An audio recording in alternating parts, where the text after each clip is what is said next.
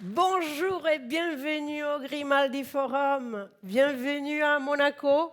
Bienvenue à la 5e édition de Ready for It. Et surtout, merci d'être là. Je vois la salle pleine. Vous avez vu des images où vous êtes pas mal reconnus, je crois. Ah même, c'est des images de l'année dernière, mais en projection de ces 2 journées de travail. En effet, en un an, il s'en sont passées des choses. Et la communauté s'est agrandie, parce qu'on est plus de 700 personnes pour cette édition à Ready for It. Donc un grand merci tout d'abord de la part de l'équipe de Ready for It pour la confiance que vous nous faites pendant ces 2 journées. Mais en effet, si la communauté s'est autant agrandie, c'est parce que malheureusement les besoins sont là. Malheureusement, les enjeux de transfo, de cybersécurité sont toujours là, voire plus lourds. Les budgets ne sont pas forcément plus extensibles. Par contre, la pression financière, elle est toujours là. Et si on fait une rétrospective de cette année, selon le dernier rapport de l'ANSSI, qu'est-ce qu'il nous dit, Vincent Strubel? Il nous parle de massification de la menace et il nous demande de passer à l'échelle. Donc, aujourd'hui, à Ready for It, à Monaco, au Grimaldi Forum, on est censé passer à l'échelle en 2 jours. Dur. Écoutez, ce que je vous propose, c'est qu'en 2 jours, on va essayer de changer un petit peu de perspective. Je m'explique. L'idée, c'est ne pas d'oublier nos attaquants, cette massification de la menace, hors de question de les oublier. Mais pendant 2 jours, on va porter notre regard, pas sur les attaquants, mais sur les ennemis, avec la force de la communauté. Nos amis, cette belle communauté, vous êtes plus de 700, il faut en être fier, on va regarder nos amis pour être dans cette lutte plus maximisée. Et à Ready for It, figurez-vous qu'on a des amis. Tout d'abord, on a un groupe d'amis, qui sont vos amis en effet, le comité éditorial, que je montre à l'écran et surtout qui sont avec nous. Frédéric Charles, Julien Villecroze, Arnaud Philippe, on les applaudit. Vous m'excuserez, je n'arrive pas à voir jusqu'au bout où sont les autres, mais franchement, ils ont vraiment travaillé pour que tout ce programme de table ronde réponde à 100% à vos besoins et qu'en 2 jours, vous ayez le plein d'informations et de partage possible. Mais on n'a pas que ça, on n'a pas que le comité éditorial comme amis, comme supporters de cette force de la communauté. Nous avons aussi nos associations. Même si c'est dans le noir, je vois Alain Bouillet, le 16 ans. Et même si c'est dans le noir, je sais que Joseph Grasset va par là, quand même, du Clésir Nord. On applaudit les amis qui sont venus du Nord, exprès. Bon, ça vous remet un petit peu d'énergie, là, quand même, le soleil de Monaco, hein, n'est-ce pas? Avec la pluie. Bref. On a aussi les autres associations, parce que je ne vois plus personne, mais n'oublions pas le CIP, n'oublions pas, Gilbert, je ne te vois pas, mais je sais que tu es là parce que tu étais avec nous ce matin. Bref, l'idée c'est quoi? C'est on est une communauté, on est une force, on doit s'unir, on doit travailler ensemble. Et donc ces 2 journées vont être des journées de partage, d'échange, mais aussi des opportunités de trouver des solutions.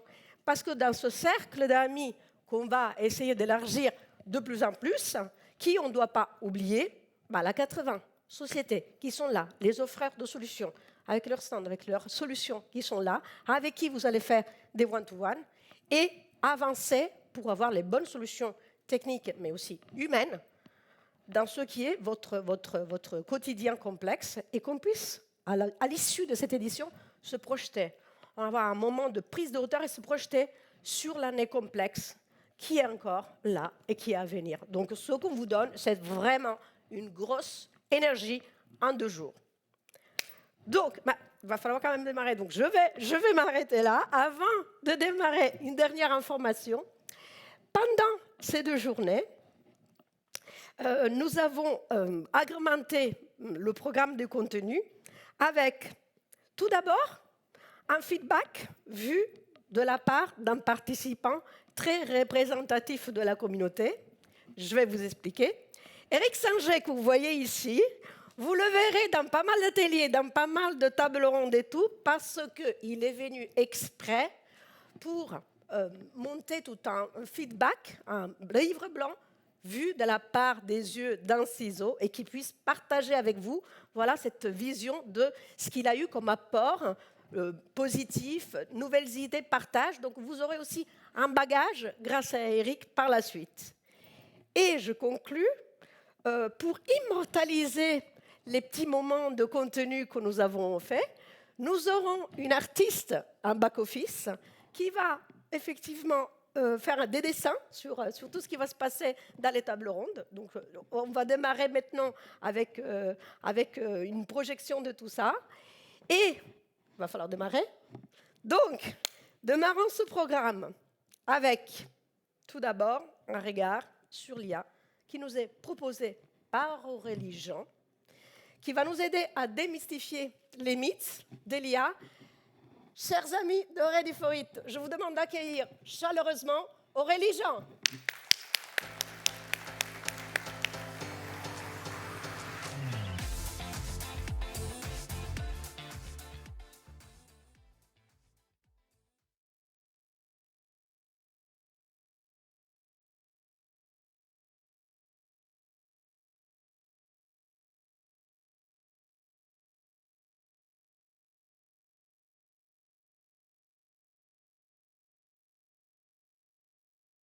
Est-ce que ça va? Parfait. Donc, merci beaucoup d'être tous là. Donc, moi, je vais vous parler aujourd'hui de... j'attends que maintenant que les slides apparaissent. Attends, ça a bien marché en répète. Hein. Est-ce qu'elles apparaissent ou pas? Bon, écoutez, moi, je vais vous parler aujourd'hui d'IA et en particulier, je vais vous parler de tous les mythes à déconstruire pour, au contraire, saisir les réalités, et en particulier sur le sujet du travail, qui est un cas d'application de comment approcher l'IA aujourd'hui dans tous les débats. Et donc, moi, je suis scientifique numéricienne, j'ai 2 entreprises, dont une deep tech startup en IA appliquée à la médecine. Et j'écris aussi pour essayer de rendre intelligible, de manière intelligente, tous ces grands sujets qui sont, ma foi, souvent abordés de manière approximative, faussée, avec des fantasmes et autres peurs qui nous empêchent de voir la réalité et de saisir les opportunités tout en évitant les menaces. Alors tout d'abord, pourquoi déconstruire les mythes sur l'IA? Tout simplement parce qu'on en entend beaucoup parler depuis des années. L'IA n'est pas nouveau, c'est un concept, à la fois une discipline et des méthodes pour simuler, modéliser un phénomène de la réalité dans le but de répondre à une question, résoudre un phénomène qu'on ne peut pas forcément résoudre à la main dans notre échelle à nous. L'IA a amené beaucoup d'actualités, parfois un peu extrapolées, et on peut dire en fait que depuis, on va dire 18 mois, et depuis le lancement, le déploiement public de ChatGPT qui embarque en fait l'algorithme de langage GPT, on voit en fait qu'il y a des news qui interviennent, on extrapole sur les capacités de ces IA, sur qu'est-ce qu'elles vont faire, etc. Et ça nous emmène en fait vers des affirmations de ce type. Alors j'ai été sympa, j'ai pas mis qui a dit ou qui a écrit quoi, mais voilà ce qu'on a pu lire et entendre dans les débats publics de la part de dirigeants politiques, de la part de dirigeants économiques, de la part d'intellectuels qui ne sont pas des spécialistes en IA. Voici les phrases suivantes. Les IA sont racistes et sexistes, les IA vont exterminer les humains, les IA auront des émotions, les IA vont remplacer tous les jobs, les robots devraient avoir des droits, ou encore les IA seront conscientes de leur existence. Tout ça est bien évidemment faux, mais pour le comprendre, en fait, il faut arriver à aller voir la science sous-jacente à toutes ces applications et ces modèles pour comprendre le champ des possibles. Et bien évidemment, celle qui nous intéresse aujourd'hui est celle-ci. Les IA vont remplacer tous les jobs, qui est une affirmation fausse pour plein de raisons. La première, c'est qu'on ne sait pas ce qui va arriver. La deuxième, c'est nous qui décidons. La troisième, il faut comprendre les tenants et les aboutissants technologiques et scientifiques de ces modèles pour comprendre vraiment ce qui va se passer. Et je vais vous en parler, en tout cas dans les grandes lignes, puisqu'on ne connaît pas tout. Donc le travail à l'ère de l'IA, mythe à déconstruire et réalité à saisir. Alors la première question qu'on se pose, c'est qu'est-ce que l'IA? Donc je vous l'ai un peu dit, c'est à la fois une discipline et un ensemble de méthodes pour modéliser un phénomène dans le but de simuler sur un ordinateur de manière automatique et répondre à une question, résoudre un problème. Lorsqu'on parle d'IA, moi j'aime bien faire la distinction entre explicite et implicite. Donc explicite, c'est tous les modèles d'IA traditionnels qui en fait consistent à explicitement définir la logique de fonctionnement de l'algorithme en question qui contient toute la pseudo-intelligence du modèle. Par exemple, vous allez tout de suite on pense aux structures conditionnelles, aux arbres décisionnels, mais ça peut aussi être des gros systèmes d'équations mathématiques complexes qu'on ne peut pas résoudre à la main. Et on a face à ça ce qu'on appelle des modèles implicites, ce qu'on appelle aussi de l'apprentissage machine, du machine learning.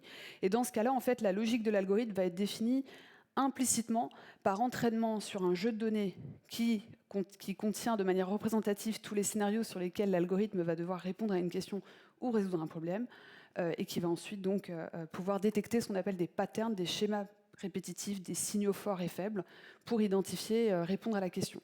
En sachant que pour le cas de l'explicite, on va utiliser des jeux de données, cette fois-ci de calibration, pour calibrer le modèle explicite et les constantes du modèle mathématique dans certains cas. Qu'est-ce qu'on fait avec de l'IA ? Bien, on répond à une question ou on résout un problème, comme je l'ai dit. On va aussi anticiper et prédire un événement. J'utilise plutôt le mot anticiper, parce que quand je parle de prédiction, il y a des gens qui pensent qu'il y a une sorte de boule de cristal ou quoi que ce soit, mais en fait, ça s'explique mathématiquement. C'est qu'en fait, on va arriver à détecter des signaux faibles et forts dans le cas d'un modèle implicite, pour aller anticiper quelque chose qui est déjà apparu dans le passé. Excusez-moi. Et dans un modèle explicite, c'est dans le cas d'extrapolation, par exemple. Recommander et ou générer un contenu personnalisé, donc ça on le voit tout le temps. Automatiser une tâche, et c'est lié en fait au sujet du travail, on a tendance à extrapoler ce que veut dire cette automatisation, qui par ailleurs a toujours existé dans l'histoire de l'humanité, particulièrement avec la machine à vapeur, puis la suite. Et enfin, comprendre un phénomène. On en parle peu de ça, mais en fait, ces modèles nous aident aussi à comprendre des phénomènes qu'on n'arrive pas forcément à expliquer par l'expérience dans le vrai monde, dans la vraie vie, dans le monde organique, et qu'en passant en fait par ces modèles, on arrive à trouver des éléments de réponse. Je vous donne 2 exemples. D'abord, de modèles explicites. Donc explicite voulant dire, vous avez des choses simples et puis des choses plus ou moins compliquées. Là, je vous donne un exemple. Donc, en bas à droite, on va commencer par le plus simple. Enfin, plus simple. C'est très compliqué, mais le plus pertinent, le plus parlant pour vous, c'est la météo. La météo, en fait, ce sont des énormes systèmes d'équations de la physique de l'air et de l'eau, enfin, de fluide, pardon, pour aller anticiper les champs de pression, les gradients de température, etc., sur une cartographie plus ou moins large et sur des échelles de temps plus ou moins longues, de 1 à 10 jours, par exemple. Et donc, on ne se rend pas compte, mais en fait, la météo, ça fait très longtemps que ça existe. Ces systèmes d'équations sont résolus toutes les nuits, tous les jours, et sur les plus gros calculateurs. Pendant très longtemps, ils possédaient les plus gros calculateurs avec le domaine de la finance. En haut à gauche, j'avais un travail que j'ai fait il y a 8 ans. Et c'est donc un travail sur le traumatisme crânien, où on a développé des modèles mathématiques pour aller simuler le comportement du cerveau humain, soumis à un choc à la tête, pour comprendre les mécanismes du traumatisme crânien à plusieurs échelles, jusqu'à l'échelle du cortex. Pour la petite info, cette photo de cerveau, c'est mon cerveau. Alors je le dis parce que je suis très fière. Lorsque j'ai écrit ce papier, c'était pour le journal de l'Académie des sciences américaines. J'étais à l'époque au MIT et en fait j'ai commencé à travailler sur ce sujet. Je n'avais pas de data de cerveau humain. Et du coup, mon directeur de recherche m'a dit, pour commencer, au lieu d'attendre 1 ou 2 mois de recevoir de la donnée, de la part du centre médical avec lequel on travaillait, en l'occurrence MGH, il m'a dit, va passer un IRM fonctionnel, on a un IRM au MIT et tu auras des datas. Du coup, je l'ai fait. Donc j'ai travaillé sur mon cerveau et je me suis permise de le mettre dans le papier parce que je trouvais ça hyper cool d'avoir son cerveau dans un papier de recherche. Un deuxième exemple, donc maintenant les algorithmes implicites. Donc cette fois, on va définir implicitement la logique.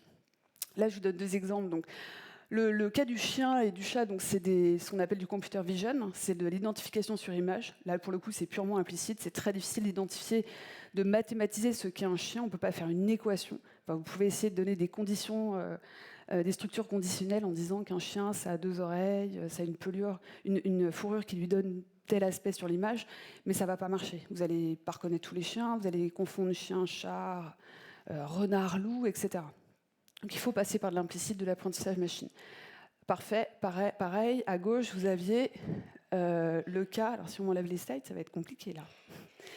À gauche, vous aviez en fait le cas d'un algorithme de recommandation par exemple sur X, anciennement Twitter, où on va vous recommander du contenu en fonction de paramètres dynamiques représentant votre profil.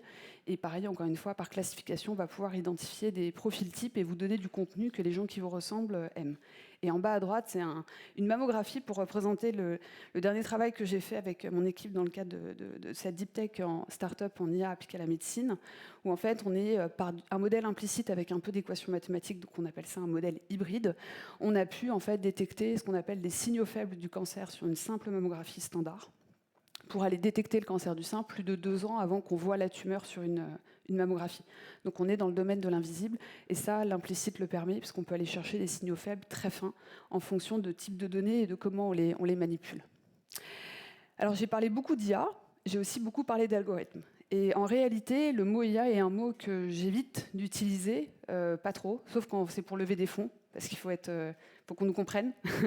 Mais sinon, je parle plus d'algorithmes, parce qu'en fait, l'IA, c'est tout simplement des modèles algorithmiques plus ou moins avancés qu'on va calibrer, entraîner sur des jeux de données, dans l'objectif de résoudre un problème, de personnaliser du contenu, de recommander, etc., etc. Et pour comprendre pourquoi je parle d'algorithme, il faut revenir au sens du mot IA.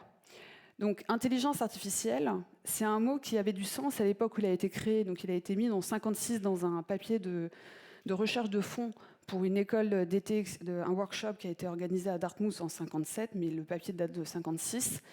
Et dans ce papier, on parlait d'intelligence artificielle pour aller modéliser et simuler le fonctionnement du cerveau humain. À cette époque, le mot intelligence voulait dire plusieurs choses. Tout d'abord, alors ça c'est un truc qui est très anglais en américain, intelligence a 2 sens en anglais. Il a le sens de l'intelligence du langage courant comme on l'utilise, mais il a aussi le sens du intelligency, de l'information. Comme dans CIA, BI, c'est de l'information. Donc on a un doute sur le double terme à l'époque, lorsque les gens l'ont créé. Et un autre point qui est peut-être le plus important, à l'époque, en fait, l'intelligence humaine était réduite à l'intelligence analytique uniquement. Ça peut vous paraître étrange, mais à la fin du 19e, on a commencé à redévelopper des théories sur l'intelligence, et on a développé au début du 20e siècle la théorie analytique de l'intelligence humaine, jusqu'à développer ce fameux QI, le quotient intellectuel, qui ne mesure que l'intelligence analytique. Et donc on avait ce biais à l'époque de ne définir l'intelligence humaine que sous forme analytique, et donc d'opérations résolues de manière hiérarchique, hiérarchisée, logique, pour répondre à une question, résoudre un problème. Or, on sait qu'il y a différentes théories. Depuis les années 80, en fait, il y a des gens, il y en a plein, là je donne un exemple, mais il y en a plusieurs, développent en fait des théories, ce qu'on appelle multiples, de l'intelligence humaine. Et là, vous avez la théorie de Robert Sternberg, qui est un psychologue américain des années 80, et qui sort en 88 un très bon papier que vous pouvez récupérer gratuitement en ligne, et qui décrit l'intelligence humaine sous forme de 3 composantes. Donc il y a l'intelligence analytique dont j'ai parlé à l'instant, l'intelligence créative et émotionnelle, puis l'intelligence pratique, le fameux bon sens. Et c'est important à comprendre parce qu'aujourd'hui, l'algorithme, la machine, l'IA, ne maîtrise ne que l'intelligence analytique. Même si on va pouvoir créer, et on peut le faire déjà, des modèles qui vont simuler d'autres intelligences, par exemple, on peut développer un chatbot très facile tous les matins qui vous dit « je t'aime », ça ne veut pas dire qu'il vous aime. Ça, c'est important à comprendre. Donc même s'il y a une expression apparente d'une émotion, en réalité, l'émotion n'est absolument pas maîtrisée par le modèle sous-jacent. De la même manière, l'intelligence pratique, 1 ou 2 scientifiques vous disent, et ça, c'est des amis, donc je ne vais pas les citer, mais je trouve qu'ils jouent sur les mots, ils disent « bah oui, on arrive aujourd'hui à faire une IA qui maîtrise l'intelligence pratique humaine ». Et en fait, ce n'est pas ça que fait la machine. Ce que fait la machine, c'est elle va faire des corrélations statistiques d'ordre supérieur qui va lui permettre, lors de l'apprentissage, d'aller en fait s'entraîner de telle manière que l'algorithme va pouvoir répondre à une question d'un problème sur lequel il n'a pas été strictement entraîné. Mais c'est des corrélations statistiques d'ordre très supérieur. Le sens pratique humain, il fait appel à plein d'autres choses, dont l'instinct et l'intuition. Donc il faut faire attention en fait à ne pas essayer de prendre l'opportunité aujourd'hui de redéfinir ce qu'est l'intelligence humaine pour la rapprocher de ce qu'il y a de plus analytique, à savoir ce que fait la machine. Au contraire, il faut se distinguer de la machine pour redéfinir ce qu'est vraiment l'humanité, en s'éloignant de la machine et en allant chercher de ces intelligences qui ne sont pas que analytiques. Et de là, il y a les théories de la singularité, l'IA générale, que vous entendez peut-être dans les actualités. théorie de la singularité, qui est cette idée en fait que dans un point proche ou lointain dans le futur, les IA dépasseront l'intelligence, des machines, elle dépassera celle des hommes et elles prendront conscience d'exister. C'est bien évidemment faux. Et par ailleurs, analytiquement, l'IA est déjà bien plus supérieure à l'humain et c'est tant mieux. Quand tu as parlé de l'IA générale, si on revenait aux théories de l'intelligence générale humaine, c'est lorsqu'on maîtrise tous les types d'intelligence et pas seulement l'intelligence analytique. Donc c'est juste pour vous, pour comprendre et faire un pas de côté sur toutes ces choses-là qu'on entend, parce qu'il faut revenir en fait à tous ces gens, ces psychologues qui ont travaillé sur l'intelligence. Si maintenant on revient au sujet de départ, comment approcher le sujet du travail à l'ère de l'IA? Donc bien évidemment, il faut comprendre tous les mots qu'on a entendus pour le moment. Et puis, il y a 3 sujets à maîtriser lorsqu'on parle d'IA et travail. Il faut bien préciser, ça c'est un ami à moi qui s'appelle Antoine Borde, qui est l'ancien directeur de recherche de Meta, Europe-Israël, et qui maintenant travaille pour la défense française, et qui disait il faut qu'on identifie ce que les IA feront dans le futur. Les IA vont s'améliorer de manière impressionnante. Ce que les IA ne feront jamais dans le futur. Typiquement, une IA ne ressentira pas d'émotion. Et ce que seul l'humain peut faire, il peut être aidé. Son sens pratique peut être aidé par une machine, mais lui, il a un instinct et une intuition qu'une machine ne peut pas maîtriser et qui est intéressant à aller explorer. Et par ailleurs, même si ça n'arrivera pas qu'une machine aura une émotion, c'est très bien de faire des recherches dessus, parce qu'en fait, c'est en allant vers des choses très complexes et très extrêmes qu'on va pouvoir faire des bons géants scientifiquement, ne serait-ce que pour comprendre ce qu'est une émotion. Ensuite, il y a un sujet que je dis beaucoup, c'est qu'il faut bien formuler le sujet du travail à l'ère de l'IA. Donc la formulation, on a pris l'exemple du mot IA, donc c'est une formulation, comment on exprime le mot IA, et dès qu'on en parle, de quoi on parle? Est-ce qu'on parle de l'intelligence analytique uniquement ou si on parle d'autre chose? Auquel cas, il faut sortir de l'ambiguïté. Par rapport à l'IA, il y a plusieurs choses à faire. Souvent, je le dis, lorsqu'on parle d'influence de l'IA sur le travail, il ne faut pas parler de l'influence de l'IA sur les emplois dans leur globalité, mais davantage sur les tâches constitutives de ces métiers et non les métiers. Pourquoi? Puisqu'en fait, l'IA intervient sur des tâches spécifiques, contrairement à d'autres innovations dans le passé, dans notre histoire. Ce sont des tâches constitutives qui sont touchées. Vous verrez après comment il faut réagir par rapport à ça. Parler de formation continue et plus d'éducation, c'est-à-dire qu'on doit apprendre toute notre vie, pour la simple et bonne raison, c'est que les choses évoluent très très vite, tant du côté de la technologie, de la science, que du côté de l'application. Il y a des choses qu'on a développées. Je vous donne un exemple. Par exemple, tous les algorithmes de recommandation sur des sites de e-commerce sont maintenant utilisés, bien évidemment entraînés sur d'autres types de données, sur des applications de rencontres. On n'avait pas forcément prévu ça, etc. Puis, parler d'emploi et de travail au lieu de parler de retraite. Alors ça, c'est un point important. C'est vrai qu'on a beaucoup parlé de retraite. Je ne vais pas donner mon avis sur est-ce qu'il faut ou pas une réforme. En tout cas, on a peu parlé d'emploi et de travail. Et je pense qu'à l'ère de l'IA, c'est ça dont il faut parler, de comment on va travailler, qu'est-ce que c'est le travail, comment, en termes d'emploi, comment on va changer les emplois sur lesquels on va candidater ou travailler plus tard, etc. Et enfin, parler d'intelligence au pluriel et pas seulement d'intelligence analytique lorsqu'on parle de modèles et pour bien comprendre comment se distinguer de la machine. Alors ça, c'est 3 petits points moi, qui m'intéressent et c'est vraiment là pour le coup un pas de côté. Je pense aussi que c'est une opportunité aujourd'hui pour repenser le travail. Alors qu'est-ce que je veux dire par là? D'abord, sa forme. Et c'est pas du tout démago ce que je dis quand je parle qu'on va peut-être moins travailler dans le futur. Peut-être pas nous spécifiquement, mais en moyenne. Pour vous donner une idée, depuis les années 50, en France, on a diminué de 30%, un peu plus de 30% de notre temps de travail hebdomadaire légal. C'est pas forcément idiot, donc c'est sûrement dû à des évolutions technologiques, à des réformes, etc. Mais ça me paraît pas complètement idiot en fait qu'on réduise davantage le temps de travail dans le futur pour un même salaire, bien évidemment. Première chose. Deuxième chose, sa dynamique. J'en ai un peu parlé tout à l'heure, c'est-à-dire qu'on va devoir apprendre toute sa vie et l'apprentissage fera partie du travail, ce qui n'est pas encore complètement le cas partout, à tort, puisque c'est en apprenant toute sa vie qu'on garde une certaine valeur et qu'on peut du coup s'adapter aux innovations, aux technologies et aussi mieux travailler ensemble. Son sens, alors ça c'est mon point qui me touche le plus, qui m'intéresse le plus, c'est le sens qu'on donne au travail. Aujourd'hui, travail est défini comme une tâche, quelque chose qu'on le réalise contre une rémunération. En fait, ce qu'il faut savoir, c'est qu'il y a plein de tâches non rémunérées en France, mais dans tous les pays par ailleurs, qui contribuent à l'économie, mais qui ne sont pas utilisées dans les indices économiques de pays et qui ne sont surtout pas définies comme du travail, et à tort. Et pour la petite histoire, en France, les femmes font jusqu'à 3 fois plus de tâches non rémunérées que les hommes dans leur vie. et qui contribuent à l'économie. Ça peut être prendre soin de quelqu'un malade, de sa famille, s'occuper de la communauté et autres. Et toutes ces choses-là ne sont pas considérées. Et moi, je défends l'idée que le bénévolat est un travail et qu'il faudrait parler de travail et pas de bénévolat. Après, comment considérer ça dans les indices économiques? Comment trouver un moyen de rémunérer de manière directe ou indirecte ça, c'est une réflexion que les économistes doivent avoir. Mais en tout cas, je pense que c'est une manière de revoir le sens qu'on donne au mot travail. Comment se transformer? Donc, on a vu qu'il faut maîtriser les éléments de langage. Quand on parle d'IA, il faut préciser de quelle IA dont on parle. Les mots, c'est-à-dire que l'IA va influencer une tâche constitutive et non pas un métier dans sa globalité.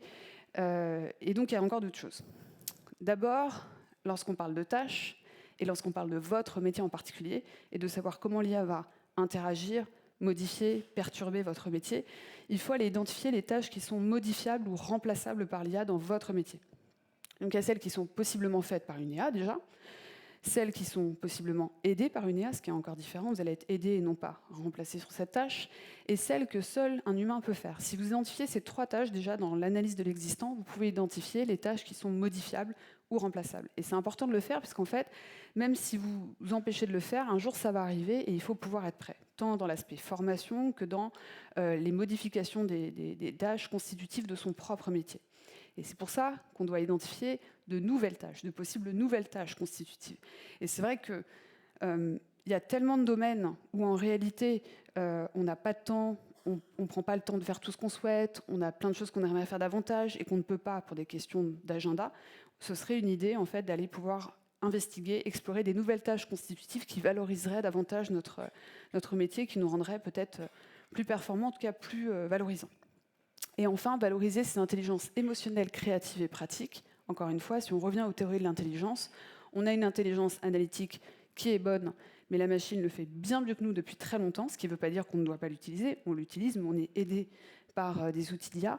À cela, il faut rajouter toutes les autres intelligences qu'on doit valoriser à tout prix. Et c'est un peu nouveau dans notre société, puisque pendant très longtemps, moi je le dis souvent, pendant toute ma scolarité jusqu'à mon doctorat, je n'ai été évaluée que sur mon intelligence analytique et que sur mon intelligence analytique. Et c'est un problème, je pense, au regard de ce qu'on attend aujourd'hui des actifs dans le monde du travail pour la valorisation des autres intelligences. Un autre point important, c'est se former. Alors, quand on dit se former, rappelez-vous, on parlait de formation continue et non plus d'éducation seulement. C'est un point important parce que l'idée, c'est comment se former. Alors, on peut se former par des lectures, donc lecture au sens français et pas anglais du terme, je précise. Donc, c'est lire, ça peut être lire des newsletters. Il y a des newsletters qui sont excellentes. Je crois que j'en propose une à la fin pour aller lire des actualités médiatiques, buzz, mais sous le regard de scientifiques et d'ingénieurs en IA. Ça, c'est intéressant. Des livres et autres, des programmes exécutifs, ça c'est quelque chose de très important. Il y a énormément d'écoles et d'universités, aux États-Unis, en Europe, enfin, pas mal, qui proposent des formations en ligne, des certificats en ligne ou en personne, et vraiment c'est de bonne qualité, et je vous les conseille vraiment, et ça rentrera dans les programmes d'apprentissage toute sa vie. Suivre les actualités en notant ses interrogations, ne pas avoir peur de dire « je ne sais pas », et toujours se méfier des affirmations strictes sans qu'il y ait en fait une argumentation claire derrière.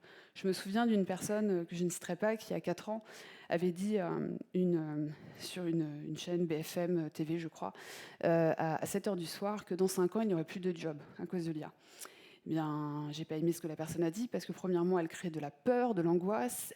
Une personne qui n'est pas du tout ingénieur ou scientifique par ailleurs, et qui, en fait, a dit n'importe quoi pour faire du buzz. J'attends encore 1 an et je vais le choper par la peau des fesses et lui dire « Bon, maintenant, voyons ce que vous avez dit et prenez vos responsabilités. » Et c'est très grave, en fait, ce qui se passe aujourd'hui. On a des gens qui vont faire des extrapolations de dingue sur ce qui va se passer et qui ne se rendent pas compte des conséquences aujourd'hui sur les gens, sur l'économie, sur la société en général et la cohésion sociale en particulier.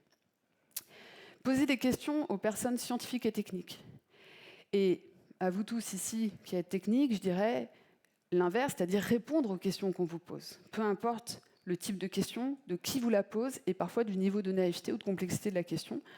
Parce qu'en réalité, en fait, on a besoin absolument de permettre aux gens non techniques et scientifiques qui vont voir l'IA et qui voient déjà l'IA arriver dans leur métier à travers certaines tâches constitutives, de pouvoir poser les bonnes questions et comprendre ce qui se passe pour pouvoir faire, à la slide d'avant, identifier les tâches qui sont possiblement modifiables, celles qu'elles doivent créer à nouveau et valoriser leur intelligence multiple. Et ça, c'est un conseil que je donne aux gens de mon équipe, mais que je donne en fait à plein de gens, c'est d'utiliser un mot que si on est capable de l'expliquer.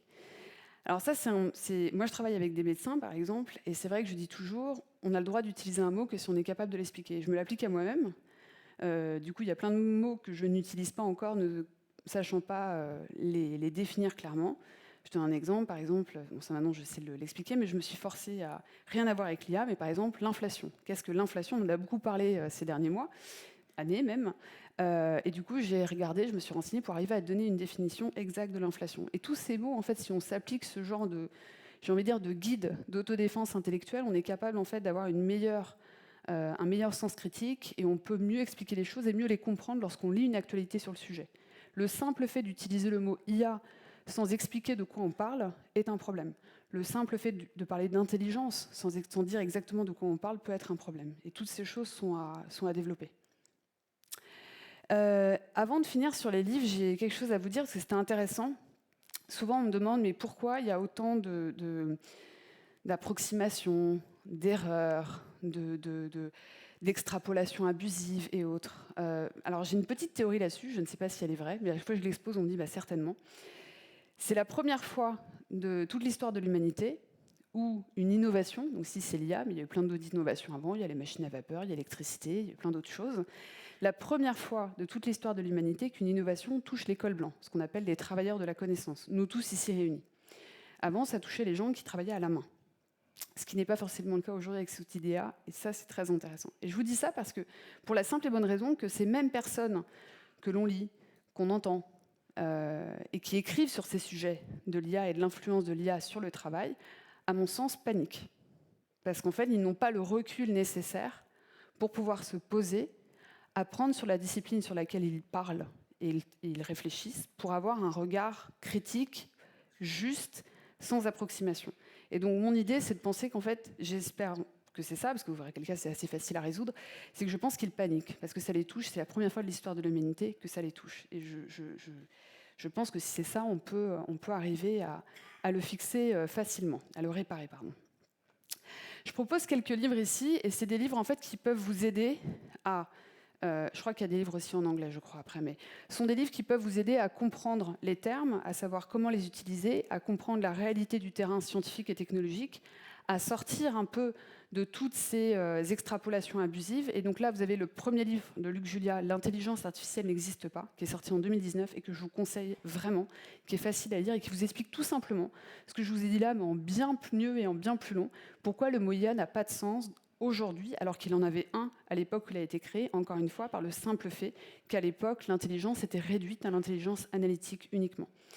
Contre-atlas de l'intelligence artificielle. Alors, j'ai mis que des livres d'amis, de copains, parce que je suis très biaisée. Donc, Kate Crawford, donc Luc, c'est mon mentor. Kate Crawford est une bonne amie à moi. Donc, Kate, elle a sorti ce livre extraordinaire, qui est un livre qui va parler autant... alors, il peut paraître un peu sombre, mais il est vraiment très positif. C'est un livre qui va vous parler autant des nouveaux enjeux aujourd'hui de l'IA et non pas cette vision apocalyptique qui vous fait dire que dans 50 ans, il n'y aura plus de jobs et que l'humanité va mourir. Non, il y a des enjeux qui sont la discrimination technologique, qui fait référence à l'autre livre après de Cathy O'Neill sur les biais algorithmiques, le fait qu'on va construire des modèles entraînés sur des jeux de données biaisés et donc on va possiblement biaiser la technologie finalement développée.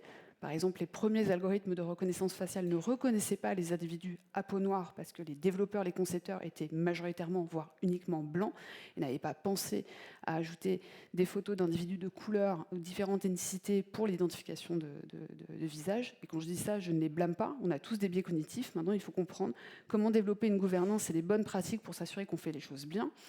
Discrimination technologique, mais aussi impact environnemental, elle en parle énormément, Kate, dans son livre, tant sur la partie software, entraînement, transport de données, stockage, mais aussi la partie hardware, ordinateur, serveur, câble, on n'en parle pas assez, je pense. Et puis tout ce qui est digital labor, c'est-à-dire tous les petites mains, les travailleurs du clic, tous ces gens dont on a besoin pour aller nettoyer de la data, travailler la data, nettoyer des contenus, structurer la data, labelliser de la data, et toutes ces choses qui doivent être prises en considération pour développer des outils que j'appelle, entre guillemets, responsables de l'être humain et de ses droits fondamentaux. Le livre de Yann Lequin, Quand la machine apprend, Alors c'est un livre qui est un peu compliqué, je trouve. Vous lisez, on va dire, allez, l'introduction, le premier chapitre, c'est un livre extra, mais dès qu'il arrive il décrit la méthode de rétropropagation pour l'apprentissage dans un réseau neuronal, je me dis, wow, là je pense qu'il doit perdre les gens, mais c'est un livre excellent. Et en tout cas, lisez vraiment le début, ça vous donne une bonne introduction du machine learning. Après, il y a d'autres domaines. Alors d'abord, algorithme, que je vous conseille vraiment, de Panos Louridas, c'est un peu comme le que sais-je, vous voyez, cette collection au MIT, qui est vraiment, on vous raconte tout, des algorithmes de l'époque d'Euclide, donc c'est 3 siècles avant notre ère, jusqu'à aujourd'hui avec l'apprentissage machine. Puis la Technological Singularity par le professeur en robotique Murray Shanahan, qui vous explique pourquoi la singularité technologique n'a pas de sens, mais pourquoi il faut faire des recherches dessus. Donc ce que je vous ai dit tout à l'heure. La machine n'aura pas de conscience d'exister, elle n'aura pas d'émotion, mais il faut faire des recherches dessus parce qu'on va faire des bonds de géants sur notre compréhension d'une émotion et sur le développement de ces modèles. Je vous parlais d'une newsletter. Alors moi, je suis fan, MIT Technology Review. Ils ont 2 newsletters, the AI newsletter and the algorithm newsletter. Ce sont 2 newsletters qu'il faut vraiment regarder. Toutes les semaines, vous avez une digestion en fait, des actualités médiatiques qu'on voit, mais vues sous l'angle scientifique et technique de gens du métier. Et le livre que j'adore de Mark Zuckerberg, The Political Philosophy of AI, on en parle peu, mais l'IA en fait intervenir plein de disciplines, dont la philosophie, et une discipline que j'aime beaucoup, que j'ai découvert récemment, qui est la philosophie politique, et pourtant on a quand même beaucoup de gens qui ont travaillé dessus dans le monde, Hannah Arendt, Raymond Aron et d'autres, mais là en fait vu sous les conséquences et les interactions avec l'IA. Et Mark Zuckerberg en fait, a fait ce livre-là, qui est pour moi l'un des meilleurs, avec un autre livre dans la collection du MIT ici, qui est un peu comme le que sais-je, qui s'appelle Robot Ethics, je crois. Et je me suis permise de mettre les miens, quand même. Quand même. Donc le premier, qui est une introduction à l'algorithmique, qui est peut-être un peu facile pour vous, je pense, mais qui est vraiment une introduction où j'explique comment j'ai appris l'algorithmique de l'âge de 19 ans, où j'ai fait mon premier algo jusqu'à aujourd'hui. Les algorithmes font-ils la loi, qui sont c'est un livre qui est sorti il y a 4 ans, mais qui est en fait paradoxalement encore d'actualité, sur comment on doit penser la régulation, la législation autour de ces sujets, en sachant qu'on ne peut pas réguler strictement un algorithme, une IA, parce qu'on ne peut pas l'évaluer strictement. Ce qu'on peut faire, par contre, c'est légiférer sur comment on développe, comment on construit, comment on teste ces outils pour s'assurer qu'ils ne menacent pas les droits fondamentaux des individus. Data et Sport, la révolution, donc là c'est vraiment un autre qui est lié aux intelligences. On parle beaucoup d'intelligence avec Yannick Nyanga, qui est un ancien champion de rugby de l'équipe nationale et qui maintenant est entraîneur du Racing 92, qui est mon équipe. Et en fait, je le dis, j'aime beaucoup cette équipe. Et en fait, donc dans ce livre, on parle de comment, dans le sport, on utilise de plus en plus de data et d'algorithmique pour, certes, faire de la prédiction. Les gens pensent aux paris sportifs. On a décidé de ne pas parler des paris sportifs, mais on parle de tout le reste. Anticipation des blessures, personnalisation des entraînements, sélection des équipes. On pense bien évidemment au film de Moneyball, etc., etc. Et on explique en fait comment, lorsque la data et l'algorithmique sont bien utilisés, c'est un révélateur des émotions, de l'instinct et de l'intuition, et pas et ça n'élimine pas l'intuition et l'instinct, sauf que les joueurs, en particulier les jeunes joueurs qui n'ont connu que ça, demandent en continu de la data et des résultats algorithmiques de modèles d'IA pour pouvoir orienter leur jeu. Et ça, c'est un problème, parce que du coup, ils n'apprennent plus à écouter leurs émotions. Et donc ça, c'est une réflexion de Yannick sur ce sujet en tant qu'ancien joueur et entraîneur. Et enfin, ce petit livre, Algorithme bientôt maître du monde, qui est un tout petit livre pour les 15-25 ans, mais qui marche auprès de tout le monde, où on répond à une question que les jeunes se posent. Et non, les algorithmes ne deviendront pas les maîtres du monde. Encore faut-il comprendre comment ils fonctionnent et comment ils interagiront, entre autres, sur notre vie au quotidien, notre vie professionnelle, et donc à l'ère du travail, qui était le sujet de cette présentation. Si j'arrive à aller sur la fin de la slide. Voilà. Je vous remercie infiniment.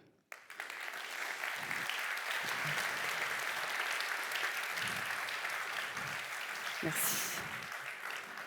Aurélie, on prend une ou deux questions du public? Oui, bien sûr, allez, avec grand plaisir. Allez, c'est parti. Qui démarre? Voilà. Eric, le micro arrive. Ça arrive.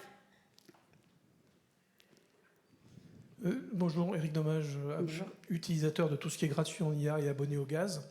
Je suis sidéré par le fait qu'on invente tous les jours des LLM avec des trillions de possibilités. On a chez les 3 grands fournisseurs, on a des machines fantastiques. Et on a oublié un tout petit point qu'on avait à l'origine, qui était des détecteurs d'IA. Je suis entouré de gens qui publient des trucs sur LinkedIn dont on voit typiquement que c'est écrit par de l'IA. Je suis entouré d'images baveuses et merdiques qui sont créées par l'IA. Donc aujourd'hui, mon intelligence analytique me permet de le détecter. Demain, tout ça va s'améliorer, je ne pourrai plus le détecter. Or, il me semblait que dans un siècle précédent, on avait dit qu'on aurait de l'éthique. Oui. Et qu'on déclarerait quand on utiliserait de l'IA.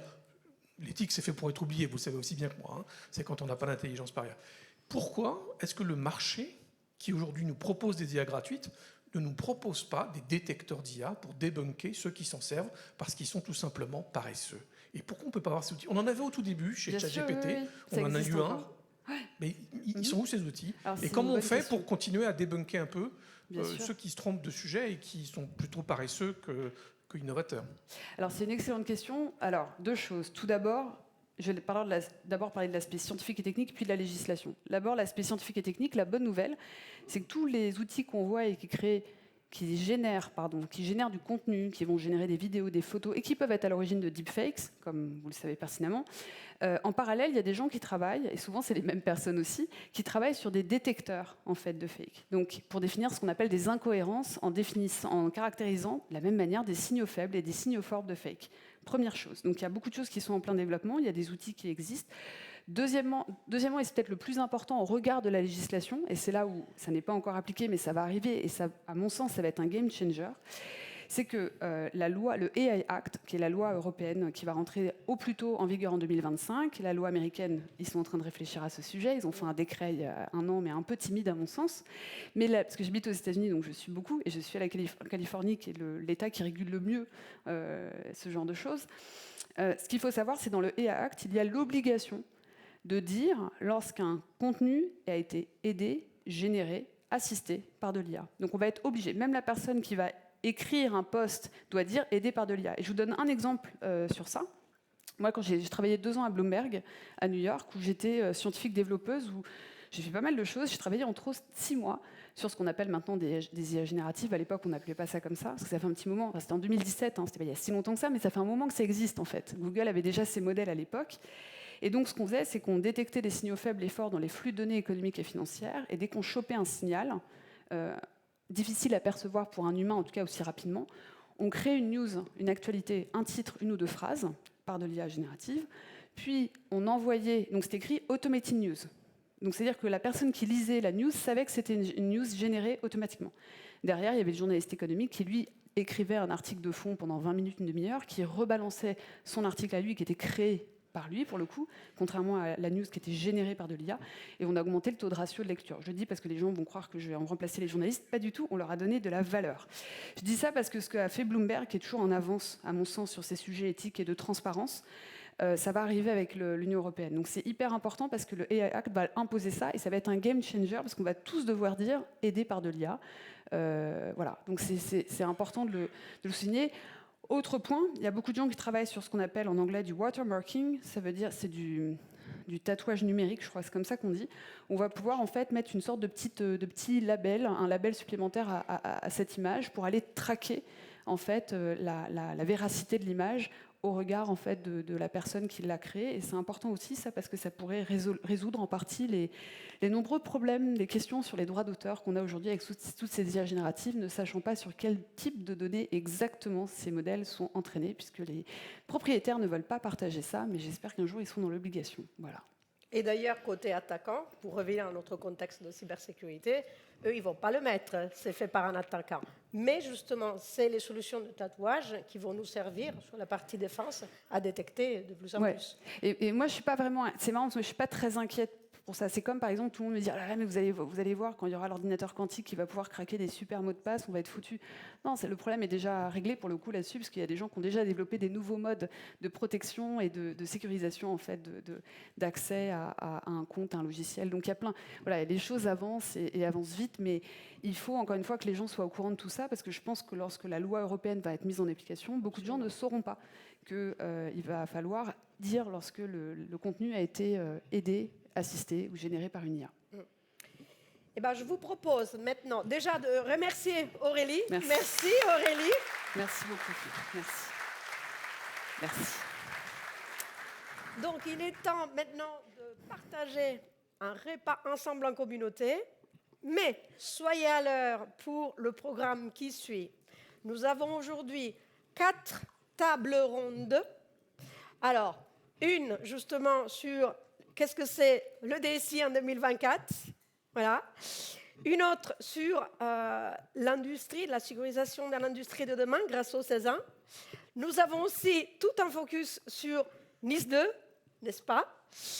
Et j'oublie la 4e, mais ce n'est pas grave, vous allez m'excuser. Je commence à être fatiguée. Merci beaucoup d'être là.